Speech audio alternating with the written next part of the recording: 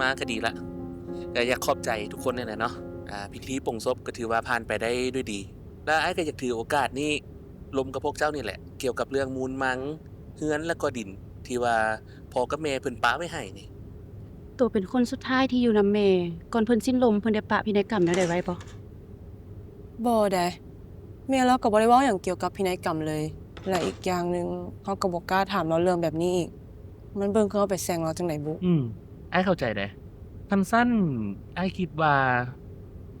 พวกเขาแบ่งกันหาร3เท่าๆกัน คิดว่าดีบ่บ่ได้มันบ่ยุติธรรมใดผู้โตคิดเบิ่งแหน่อ้ายผู้โตนะรับผิดชอบค่าใช้จ่ายทุกอย่างค่าฟืนค่าไฟค่าปิ่นปัวและสุดท้ายสิมาหารกัน3คนเท่ากันมันบ่ได้ติขนาดว่าค่าผงศพสงสการน่ะอ้ายโตน่ะก็ยังออกเงินก่อน และเงินกินทานน่ะก็ได้คืนมาน้อยเดียวหนึ่งเจ้าเว้าหั่นน่ะมันก็ง่ายอยู่มีแต่ส่งเงินให้จ่ายนั่นจ่ายนี่บัดนี้เจ้าลองคิดเบิ่งดูผู้ที่อยู่นำเราเบิ่งแยงเรายามเราเจ็บเราเป็นเท่า4ชั่วโมงมันสิเมื่อยส่ำใดแล้วเฮาเองหั่นน่ะก็ต้องได้เสียสละเวลาออกจากเวียกออกจากงานเพื่อมาเบิ่งแยงแม่เอาแท้ๆเด้อเฮาว่าเฮานี่แหละคนได้ส่วนแบ่งหลายกว่าหมู่ โพดเด้ออีหล่าเอ้ยบ่เห็นดีแนวนั้นใดเอ้ยนี่เป็นคนเบิ่งแยงแม่มาก่อนตัวอีก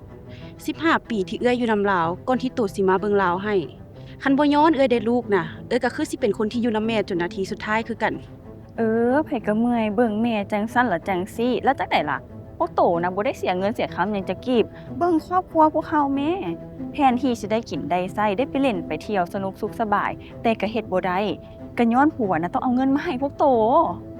เจ้าหั่นน่ะเศร้าเว้าซะเจ้าบ่แม่นคนในครอบครัวบ่ข่อยซ้ำแล้วพวกข่อยเองก็บ่จำเป็นต้องฟังเจ้าเซาเขาล้มกันบ่ฮู้เรื่องแล้วนี่ไปนี่น้ำกัน เรื่องมันก็เป็นแบบนี้เขาพอจะมีวิธีแก้ไขแล้วได้เนาะในกรณีนี้จะแม่นการสืบทอดมูลมรดกตามกฎหมาย เนื่องจากว่าเจ้ามูลบ่ได้เฮ็ดพินัยกรรม หรือแสดงเจตจำนงในการมอบทรัพย์ของตนให้บุคคล หรือนิติบุคคล หรือการจัดตั้งใดหนึ่งลำดับในการสืบทอดมูลมรดกตามกฎหมายนี้คือ 1. ลูกขิง ลูกเลี้ยง ลูกหน้าของเจ้ามูลมรดกรวมทั้งเด็กที่อยู่ในท้องของผู้เป็นแม่ก็มีสิทธิ์สืบทอด 2. ผัวหรือเมียของเจ้ามูลที่ยังมีชีวิตอยู่ 3. พ่อแม่ปู่ย่าพ่อเฒ่าแม่เฒ่าทวดของเจ้ามูลมรดก 4. เอื้อยอ้ายน้องลุงป้าอ้าวอาน้าบ่าวน้าสาวหลานเหลนของเจ้ามูล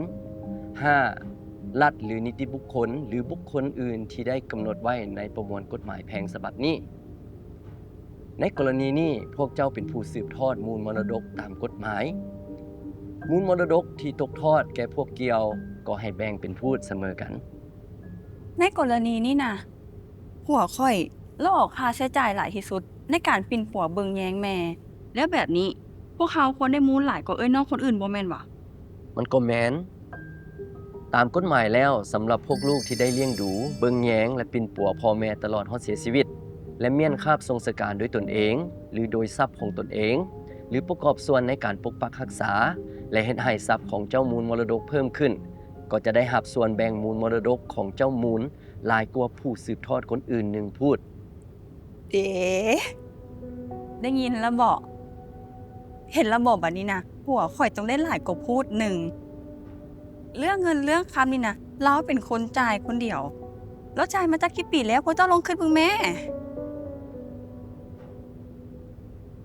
แต่ว่ามันบ่ยุติธรรมใดข่อยกับเอื้อยนะ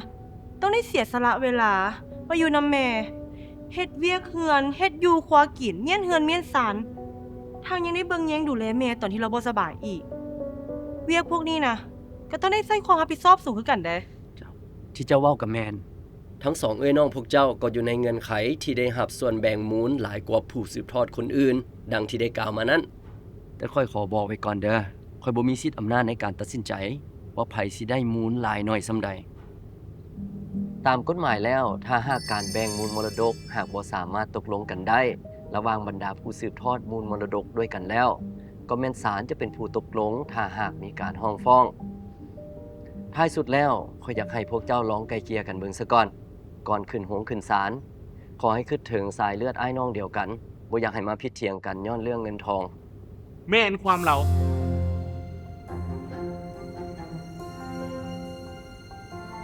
ให้คิดหาตอนอย่างน้อยไหมตอนที่พวกเขาพิดกันย้อนญาติของลินกัน แล้วแม่ก็ลงโทษเขา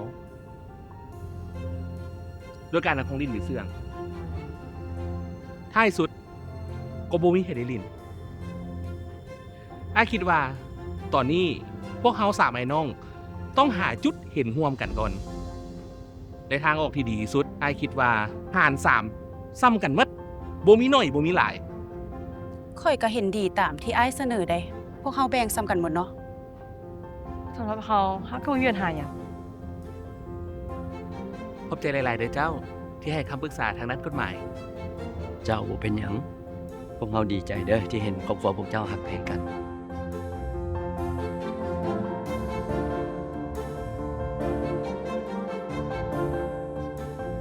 ถ้าท่านต้องการขอการช่วยเหลือทางด้านกฎหมาย สามารถติดต่อได้ที่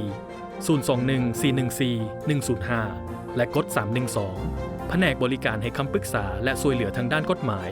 กรมคุ้มครองและส่งเสริมเวียกงานยุติธรรม กระทรวงยุติธรรม ท่านยังสามารถขอการช่วยเหลือทางด้านกฎหมายได้ที่แผนกยุติธรรมแขวง นครหลวง และห้องการยุติธรรมเมืองใกล้บ้านทานในขอบเขตทั่วประเทศ